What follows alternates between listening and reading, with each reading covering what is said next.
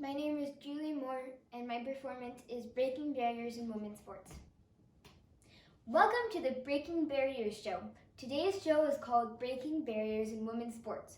Women have been mistreated for hundreds of years. They have not had many opportunities to play sports, get a good education, or a job. There were many important women who paved the way for women's sports. Today we will hear from 3 different women that broke barriers in sports.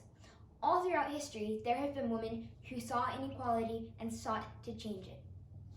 First, we will hear from Tilly Anderson, a biker in the late 1800s. She defied the views of society and did what she wanted to do, even amidst criticism. Tilly has had a very exciting life and has contributed greatly to women's rights and sports.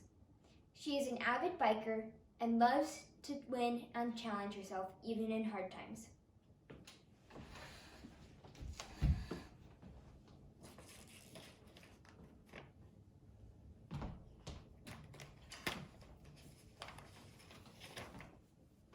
Hello! Thank you for inviting me to be on this show. I'm Tilly Anderson, but some people call me Tilly the Terrible Swede. I was born in 1875 in Sweden, and in 1889 I came to America hoping for a bright future. But at the time, women were not treated equally to men. Men thought that women couldn't even run more than 800 meters. Opportunities for women to work, play sports, and get an education were scarce. I knew this was unfair and it needed to change. For a few years, I worked as a seamstress in a tailor's shop. It wasn't exactly the life I had imagined, but at least I was earning money. One day, I saw someone riding a bike outside and I knew that was what I wanted to do. When I was 18, I bought my first bicycle with the money I had earned. I knew I wasn't strong enough to ride yet, so I trained hard every day. My mother told me that bike riding wasn't for ladies. I believed that I could do what I wanted. I had the strength to do it. I had everything I needed to do it, even if I was a lady. I believed that everything men can do, women can do too. It wasn't that I couldn't do it, it was that there was a social barrier that needed to be broken. So I made it my goal to break that barrier, for all women and also for myself. I wanted to be able to bike. So I used my sewing skills to create a biking suit. People had never seen something like what I had made. They were horrified, even my own mother. Despite the criticism, I kept working hard toward my dream. When I finally started racing, I was really good at it. In my very first 100-mile race, I broke the women's record by 18 minutes. I raced against men and beat them. I inspired women to do what they want and not be held back by society's mixed-up views. In 1902, the League of American Wheelmen banned women from racing. I was very disappointed, but even after I retired, I remained an advocate for women's rights and bike racing. I believe that what I did empowered women who came after me to do what they want, despite the views of society. Thank you.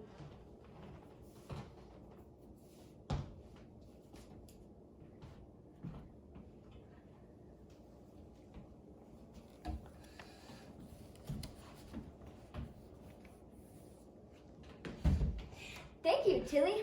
Our next guest is a swimmer from California. She was in the Olympics when she was only 13 years old. She is in the National Women's Hall of Fame, and she is here to tell us about her experience trying to get a job and go to college and the hardships she faced while trying to do that.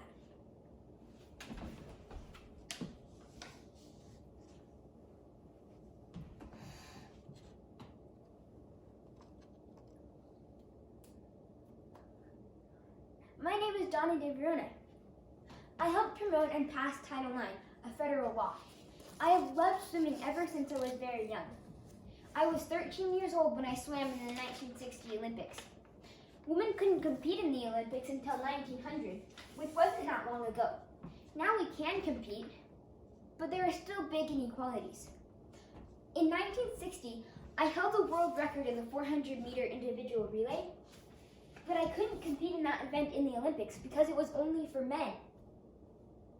I swam competitively until high school, but I didn't know where to go from there. At the time, only men received athletic scholarships. I eventually went to the University of California. At UCLA, I didn't have a chance to swim. It was very difficult to get a job. But I finally got a job at ABC News, and I was the only girl working there as a sportscaster. It took me 10 years to get a full-time job, just because I was a woman. Later, I co-founded the Women's Sports Foundation with Billie Jean King in 1974.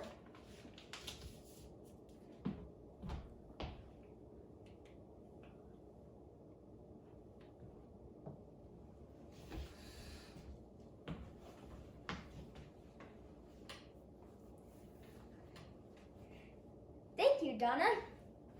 Our next guest is Billie Jean King. Billie Jean King is an amazing tennis player. She was born in 1943 in California.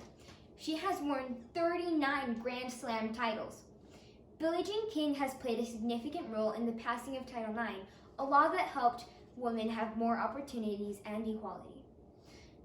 Billie Jean King is in the National Women's Hall of Fame, and she is here to tell us about the Battle of the Sexes, a world-famous tennis match that broke a barrier in the way that men thought about women.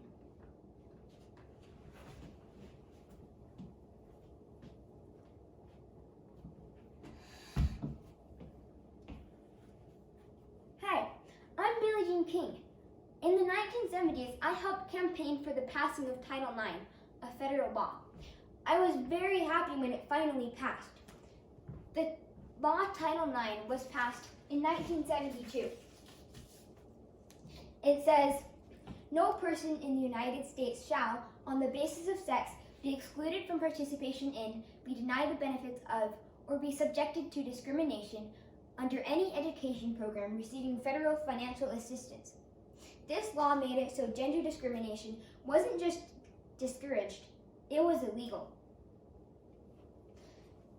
In 1973, the year after Title IX was passed, I was challenged to a big tennis match against Bobby Riggs. Bobby Riggs was a retired tennis player. He was really cocky, and I didn't like his attitude. Before the match, he was sure he was going to win. He even said that women played 25% as good as men. The match got nicknamed the Battle of the Sexes. I felt so much pressure to win the match for a few reasons. First, I just really wanted to beat Bobby Riggs. Also, I didn't want to hurt the self-esteem of girls. I felt like if I didn't win the match, it would set us back 50 years in the fight for equality. I thought that if I wasn't number one, I wouldn't be listened to. There were 90 million people watching this match worldwide.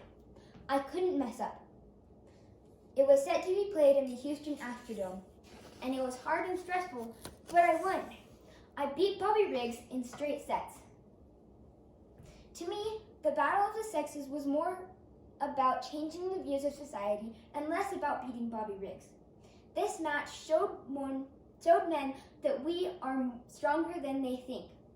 I motivated other women to be who they want to be.